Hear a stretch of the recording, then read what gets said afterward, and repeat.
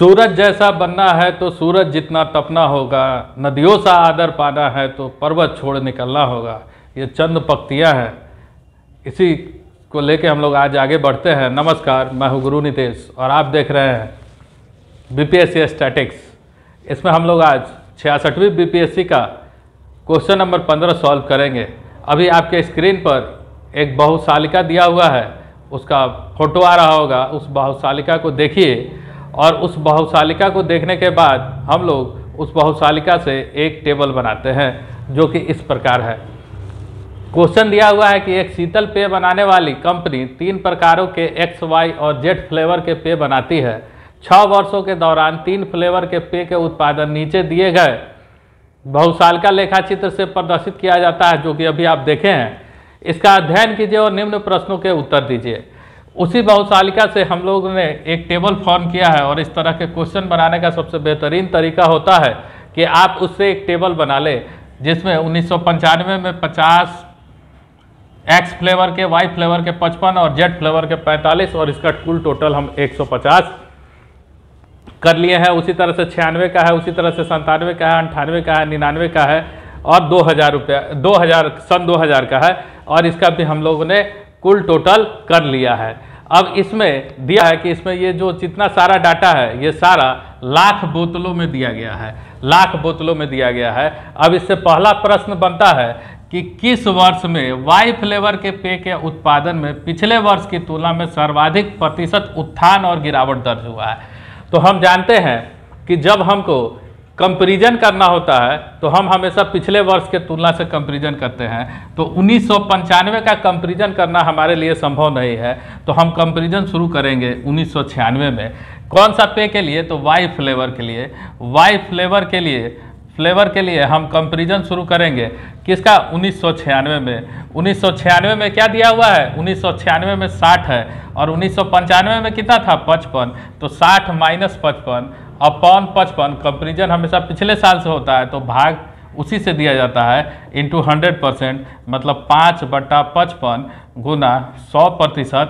तो इसका मतलब 9.09%। ये 97 में अगर बात करें तो 1997 में 60 से 50 हो गया है, मतलब 50 माइनस 60/60 इंटू 100%।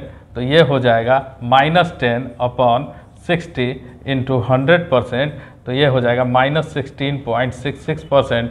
और माइनस का मतलब है कि इसमें गिरावट दर्ज हुआ है। माइनस हमेशा गिरावट को शो करेगा और प्लस जो है वह हमेशा इंक्रीज को शो करेगा। अब हम लोग 1998 की बात करें तो क्या होता है कि 50 से फिर 55 हो जाता है। तो इसका मतलब 1998 में ये हो जाएगा 55 माइनस 50/50 गुना 100%। तो ये हो जाएगा 5/50 गुना 100%। 5 दहाई 50, 10%। 10% इंक्रीज हुआ है। ये क्या हुआ है? 10% इंक्रीज हुआ है। अब हम लोग 1999 की अगर बात करेंगे, 1999 में, तो 1999 में क्या हुआ है? फिर से 55 से 50 हो गया है। तो इसका मतलब 50 माइनस 55/55 गुना 100%। तो इसका मतलब -5/55 गुना 100%। तो इसका मतलब ये हो जाएगा -9.09%। और 2000 की अगर हम लोग बात करेंगे 2000 ईस्वी में, तो 2000 ईस्वी में क्या होता है? 50 से फिर से 55 हो जाता है।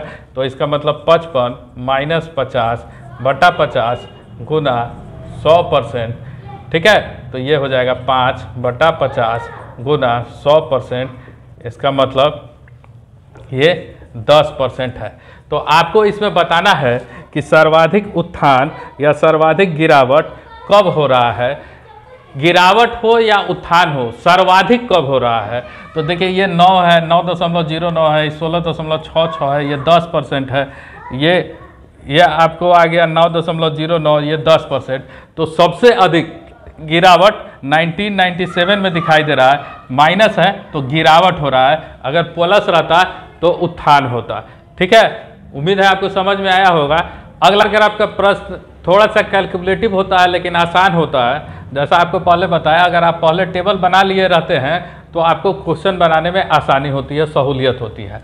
अगला क्वेश्चन दिया हुआ है कि दिए हुए समय में किस फ्लेवर के पेय का औसत वार्षिक उत्पादन सर्वाधिक है। औसत वार्षिक उत्पादन सर्वाधिक है मतलब कुल वार्षिक उत्पादन हम लोग को निकाल लेना है, और कुल वार्षिक उत्पादन निकालने के बाद जो उसका औसत निकालेंगे, मतलब 6 साल का दिया हुआ है तो 6 से भाग दे देंगे, और जो उसका औसत जिसका सबसे ज़्यादा होगा वही उसमें औसत उत्पादन भी सबसे अधिक होगा। तो ये काम हम टेबल में ही कर लिए हैं। हम 1995 से 1996, 97, 98, 99, 2000 का निकाले हैं तो x का 300 आया है, y का 325 है और z का 300 है। तो अगर आप टेबल बना लिए हैं तो आपको कुछ करने की आवश्यकता नहीं है, लेकिन अगर आप टेबल नहीं बनाए हैं तो आपको प्रत्येक वर्ष का लिखना पड़ेगा। और जब टेबल बना लिए हैं तो हम सीधा सीधा लिखेंगे कि उत्तर सारणी से एक्स फ्लेवर का एक्स का कुल उत्पादन होगा 300 लाख बोतलें, यूनिट नहीं छोड़ेंगे, लाख बोतलें। तो औसत इसका हो जाएगा, औसत हो जाएगा 300, 6 साल के बाद कर रहा था, 6 5 30, 50 लाख बोतलें।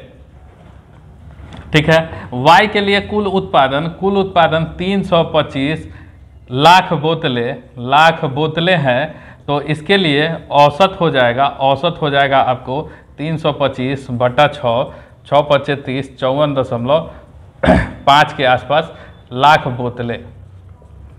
ठीक है। उसी तरह से जेड के लिए कुल उत्पादन 300 लाख बोतलें हैं, तो औसत इसका हो जाएगा 300 बटा 6 मतलब 50 लाख बोतलें।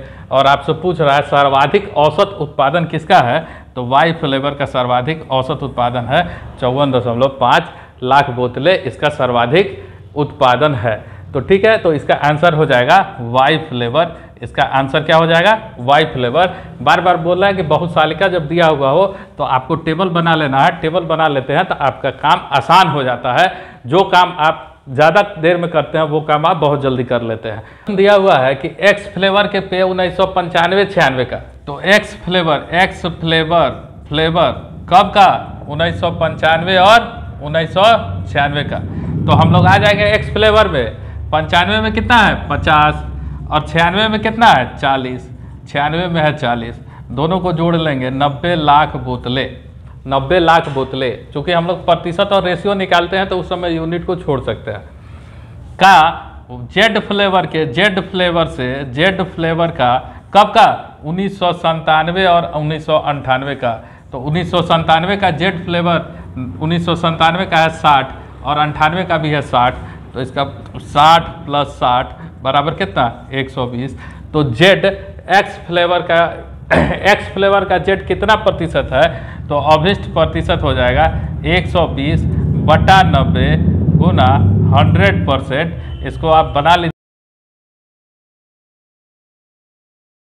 बहुत लोग 90 बटा 120 कर लिए हैं, लेकिन अगर थोड़ा सा भी क्वेश्चन पढ़ने में कन्फ्यूजन होता है तो इंग्लिश वाले पार्ट को पढ़िए, तो वो कन्फ्यूजन आपका दूर हो जाएगा। 120 बटा 90 गुना 100% होगा। प्रश्न कहता है कि एक्स फ्लेवर के पेय 1995, 96 और 97 के कुल औसत उत्पादन, वाई फ्लेवर के पेय 98, 99 और 2000 के कुल औसत उत्पादन के बीच में अंतर कितना है। तो क्या करेंगे, पहले एक्स फ्लेवर के लिए क्या करेंगे, 1995 में एक्स फ्लेवर के लिए कितना दिया हुआ है 50, 1996 में एक्स फ्लेवर के लिए कितना दिया हुआ है 40 और 1997 में एक्स फ्लेवर के लिए कितना दिया हुआ है 55। इन सबको आपस में हम लोग जोड़ लेंगे 95, 96 और 97 का, तो इसको हम लोग जोड़ लेंगे तो ये हो जाएगा 5 5 और 9 5 और 9 5 14 145 लाख बोतलें, 145 लाख बोतलें हो गया। अब इसका हमको औसत निकालना है, तो औसत कैसे निकलेगा, हम 3 साल के लिए जोड़े हुए हैं तो हमको किससे भागा देना होगा, तो 3 साल से भागा देना होगा, 3 से भागा देना होगा।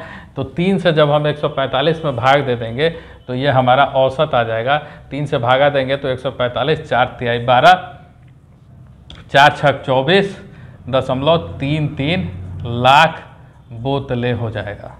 ठीक है। उसी तरह से हम वाई फ्लेवर के लिए वाई फ्लेवर के लिए लेंगे तो वाई फ्लेवर में किसका किसका खाता है, तो वाई फ्लेवर में 1998 में वाई फ्लेवर कितना है, वाई फ्लेवर 1998 में 55, तो ये 55 लाख बोतल है। 1999 में वाई फ्लेवर कितना है, 50 लाख बोतल है। और 2000 में वाई फ्लेवर है 55 लाख बोतल। तो इन सब को जोड़ लेंगे तो 160 लाख बोतल हो जाएगा। लेकिन इसमें भी हमको औसत चाहिए, तो इसका औसत हो जाएगा 160/3, तो ये हो जाएगा 5 तिहाई 15, 5 तिहाई 15, 3 तिरका 9, 3 तिरका 9 लाख बोतलें। ठीक है, तो एक्स फ्लेवर का औसत आया हमको 46.33 लाख बोतल, वाई फ्लेवर का औसत हमको आया 53.33 लाख बोतल। और इन दोनों का अंतर हमसे पूछ रहा है।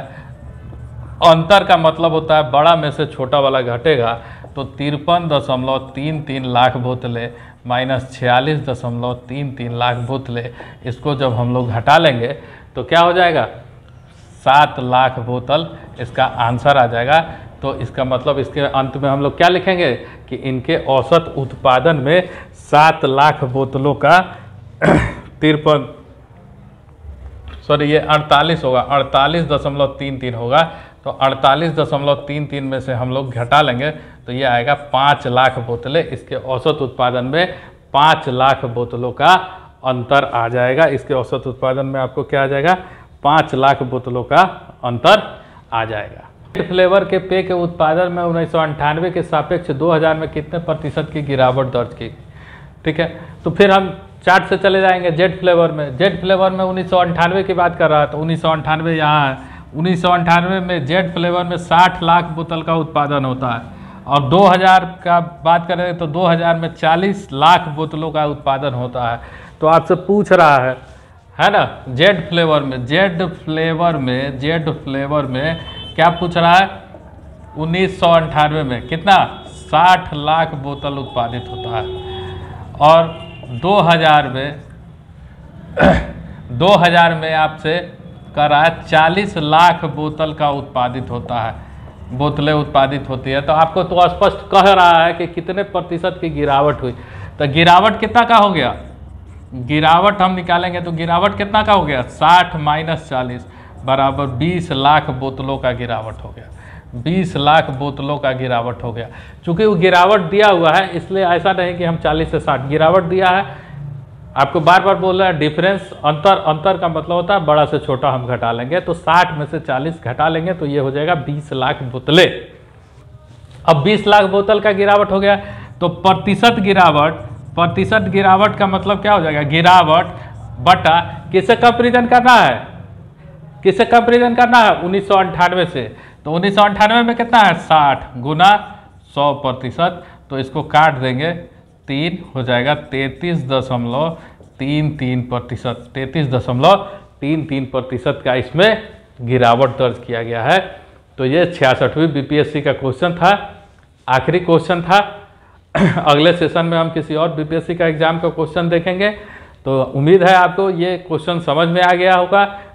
खूब मेहनत कीजिए, ईमानदार कोशिश कीजिए और इस बार आप बीपीएससी क्वालिफाई कीजिए। यही शुभकामना है हमारे तरफ से आपको। धन्यवाद।